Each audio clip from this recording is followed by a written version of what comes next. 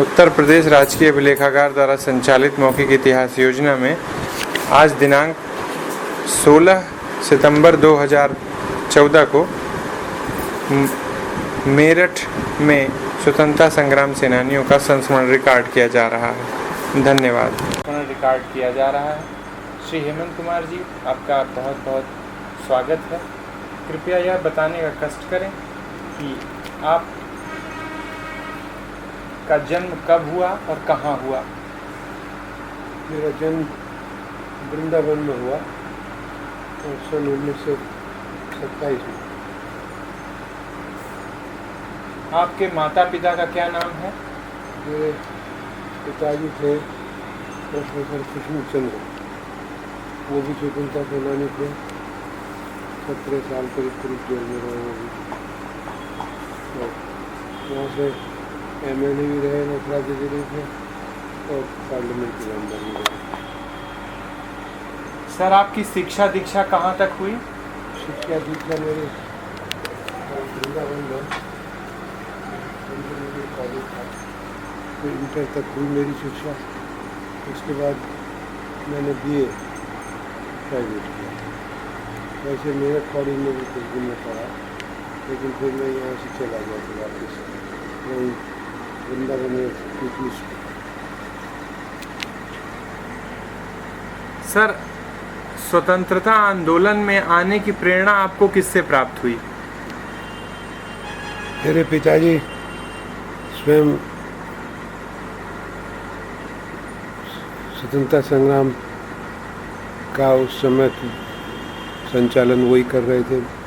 वृंदावन में सबसे प्रसिद्ध वही नागरिक थे और वृंदावन म्युनिसिपल बोर्ड के करीब 21 साल चेयरमैन भी रहे। तो मेरा तो घर में मेरी माताजी, मेरे पिताजी, सब वातावरण ये था। तो मुझे तो कोई चूज़ करने का सवाल ही नहीं था। ये तो एक ही वातावरण में पैदा हुआ मैं। और हाँ, ये ज़रूर है कि मेरे पिताजी से, माताजी से मुझे प्रोत्साहन मिला, बराबर उसी में लगा। आप स्वतंत्रता आंदोलन की कौन सी घटना में शामिल रहे और किस वर्ष आपने प्रवेश किया? मैं मेरठ कॉलेज में पढ़ने आया था यहाँ सन 42 में, और सन 42 में ही अगस्त में फिर ये आंदोलन शुरू हो गया। तो मैं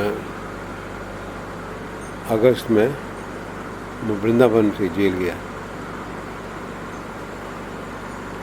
जेल में क्या आपको यातनाएं भी दी गईं? जेल में ऐसा है कि अधिकारी बदलने के ऊपर भी था। कुछ अधिकारी बड़े अच्छे आते थे, वो राष्ट्रवादी होते थे, तो वो तो हम लोग का सम्मान करते थे, ख्याल करते थे। अब कुछ वो ऐसे जो अधिकारी आ जाते थे कि जो फिर हर तरह की यातनाएं देने की कोशिश करते थे। लेकिन हम लोग जेल में करीब, मैं समझता हूँ कि 70-80 लोग जेल में थे हम। तो एक हम लोगों का समुदाय भी बन गया था, और वो कोई हर अधिकारी को एक तरह से सम्मान करना ही पड़ता था। उस समय की ऐसी कोई घटना जो जेल में आपको याद हो, जो वहाँ के द्वारा आपको कुछ ऐसा, जो कि कोई ऐसी घटना जो अभी तक स्वतंत्रता आंदोलन में आपको यदि याद हो तो उसके बारे में बताने का कष्ट करें। वैसे मेरी याददाश्त बहुत कम हो चुकी है और मैं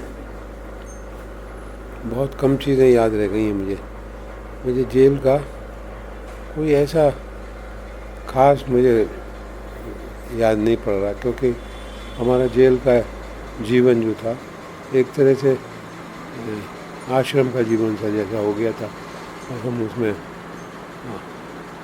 आश्रम की तरह रहते थे। जेल में आपकी, जब जेल आपको हुई, वो किस घटना पर हुई और क्या उम्र थी उस वक्त आपकी? सन 1942 में ही हम लोग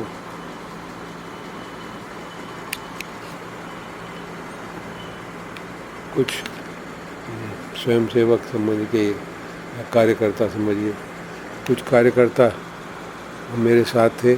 मेरी 15 वर्ष की उम्र थी उस समय, लेकिन मेरे पिताजी चूँकि वहाँ के प्रसिद्ध नागरिक थे, चेयरमैन थे, तो एक तरह से मेरी इम्पोर्टेंस अपने आप ही बन गई थी और मैं एक तरह से लीड कर रहा था उस समय वहाँ के आंदोलन को। और मेरे साथ करीब 5-6 नवयुवक और थे,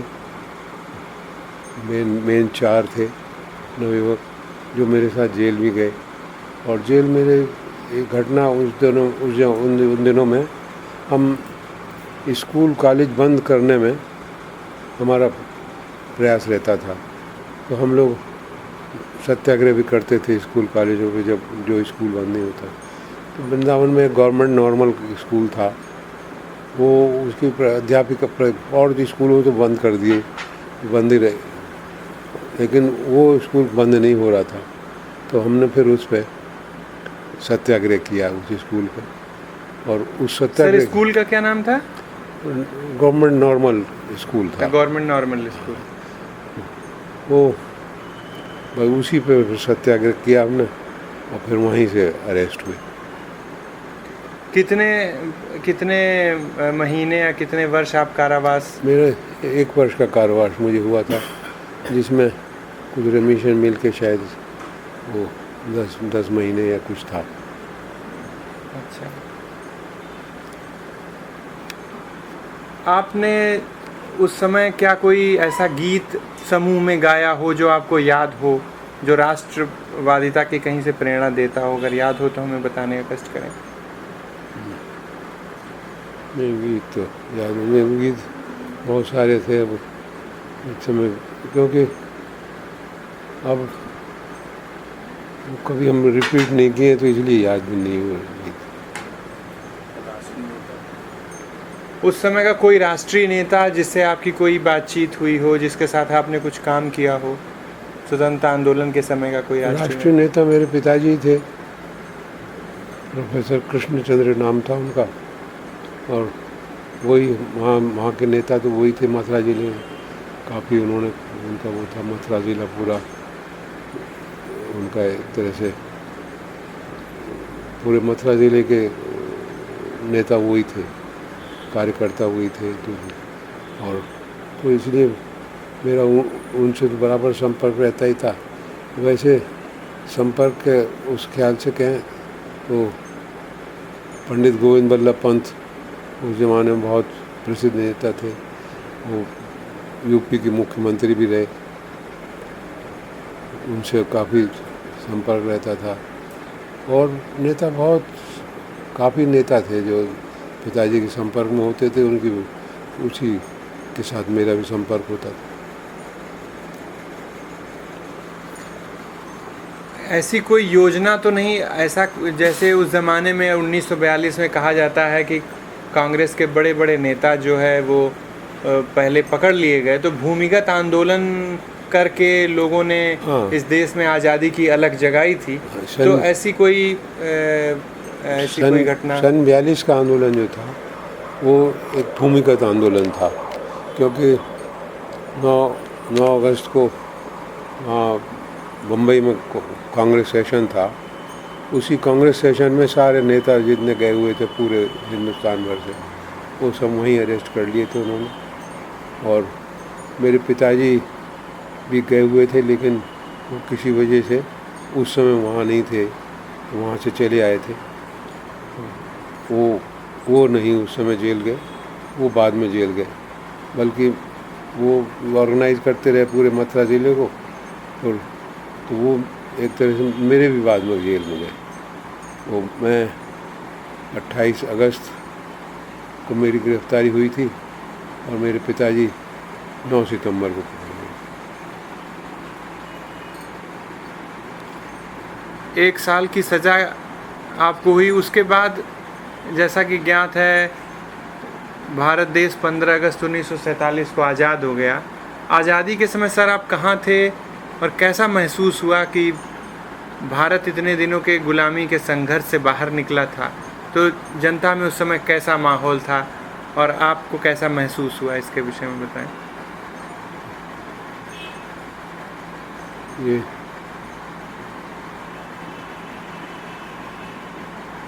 भारत देश आज़ाद हुआ 1947 में, जी और जिस समय आज़ादी एक तरह से डिक्लेयर हुई तो एक खुशी का वातावरण था ही, जो हम लोग हर समय जिस कार्य के में जुटे हुए थे उनको एक प्राप्ति हो गई। पूरे देश में एक तरह से इतना जागरण हुआ, उसमें बहुत सभाएं हुआ। 1947 में फिर भारत सरकार ने जो सूबे थे उनमें सरकार बना दी। वो सरकार में, क्योंकि उस समय तो कांग्रेस सबसे प्रसिद्ध पार्टी थी, वही कांग्रेस के इलेक्शन में उनकी जो सरकारी लोग खड़े हुए थे उनके खिलाफ जितने लोग हम खड़े हुए, हम क्या, मेरे पिताजी खड़े हुए थे, तो वो सब जीत के आ गए और काफ़ी अच्छी मेजोरिटी से जीत के आए 1947 में। बल्कि एक तरह से कहा जाए तो एक आज़ादी जो अंग्रेज़ इतना जिस समय से कांग्रेस के मूवमेंट से वो घबरा गया था, तो उसने उससे पहले भी यहाँ प्रदेशों में सरकार बना दी थी, और उन प्रदेशों की सरकार में MLA member of legislative assembly चुने जाते थे, और उस चुनाव में मेरे पिताजी भी खड़े हुए थे। मेरे पिताजी चुने गए और कई बार चुने गए। फिर 52 में वो पार्लियामेंट के मेंबर चुने गए।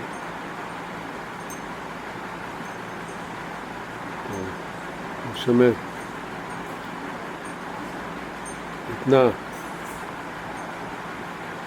इतनी मेहनत के बाद एक आज़ादी प्राप्त हुई थी, वो जोश तो बहुत था ही। जोश खरोश से हम लोगों ने पूरा वृंदावन में मनाया उसको। करीब सभी जगह पूरे देश में अच्छी तरह से मनाया गया 47 को।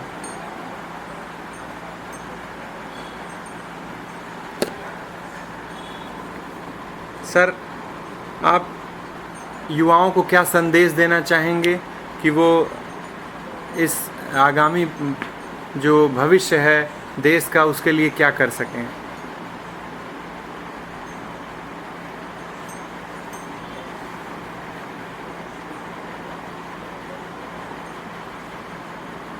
युवाओं को मेरा संदेश तो यही है कि भारतवर्ष को एक आज़ाद देश,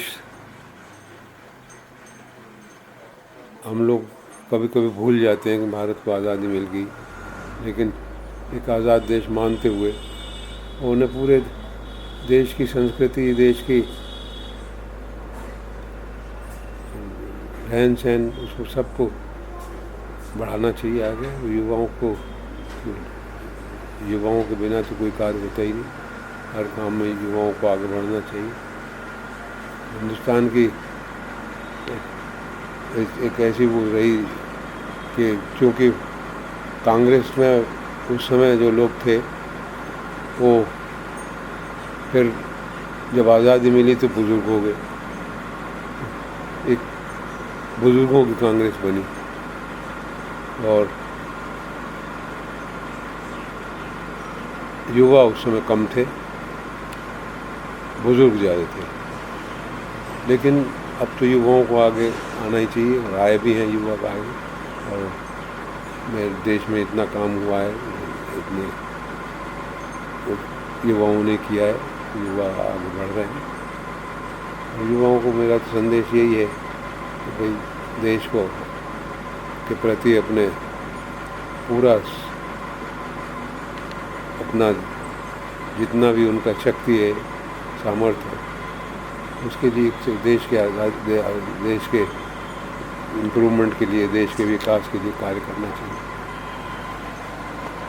उत्तर प्रदेश राजकीय लेखागार द्वारा संचालित मौखिक इतिहास योजना में श्री अमिताभ पांडे, अंजनी त्रिपाठी द्वारा जिला प्रशासन के सहयोग से श्री संजीव शर्मा जी के सहयोग से यह साक्षात स्वतंत्रता संग्राम सेनानी परिषद के श्री हेमंत कुमार साहब का रिकॉर्ड किया गया। इसके लिए आपको बहुत बहुत धन्यवाद। मेमोरी लॉस हो गया। जी सर। फोटो कैमरा से